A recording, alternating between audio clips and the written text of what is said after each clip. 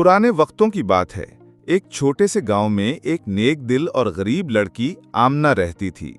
आमना बचपन ही से यतीम थी और अपनी बूढ़ी नानी के साथ रहती थी।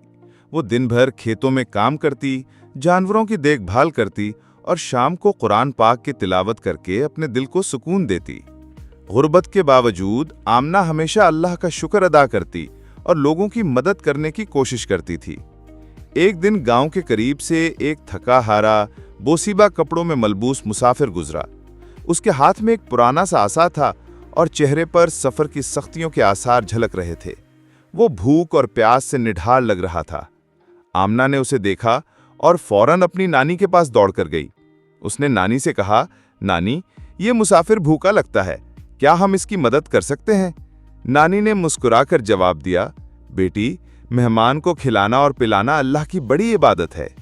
आमना ने अपने घर का थोड़ा सा खुश्क रोटी और दूध मुसाफिर को पेश किया। मुसाफिर ने कमाल शुक्रगुजारी के साथ खाया और आंखों में आंसू भरकर कहा, बेटी, तुमने मेरा पेट ही नहीं भरा बल्कि मेरा दिल भी जीत लिया है। अल्लाह तुम्हें इस नेकी का बेहतरीन बदला दे। खाने के बाद मुसाफिर ने आमना से पूछा, बेटी, तुम इतनी छोटी उम्र में दूसरों का इतना ख्याल कैसे रखती हो? आमना ने आजिज़ी से जवाब दिया, मैं कुछ नहीं करती, सब अल्लाह का करम है। मेरी नानी कहती हैं कि मुसाफिर और मेहमान की दुआ कभी ज़ाया नहीं जाती। मुसाफिर ने खुश होकर दुआ दी, अल्लाह तुम्हें दुनिया और आखिरत दोनों में कामयाब करे। फिर उसने अपना सफ़र जारी रखा। गांव वाले ये सब देखकर हैरान हुए कि आमना ने किस खुलूस और ईमानदारी से मुसाफिर की मदद की।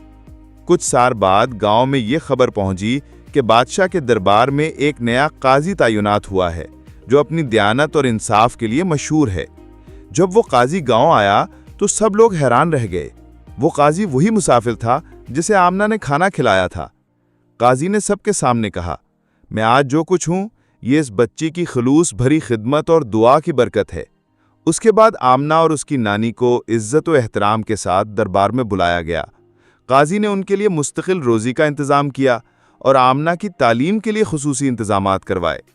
यूं एक छोटे से नेक अमल ने आमना की ज़िंदगी बदल डाली। ये वाक़या हमें ये सिखाता है कि अल्लाह की राह में खुलूस और नेकी का छोटा सा अमल भी बहुत बड़े इनाम का सबब बन सकता है। कभी किसी मुसाफिर, यतीम या मोहताज की मदद को मामूली न समझो, क्योंकि अल्लाह के नज़दीक इखलास के साथ किया गया हर अमल बेहद कीमती होता है।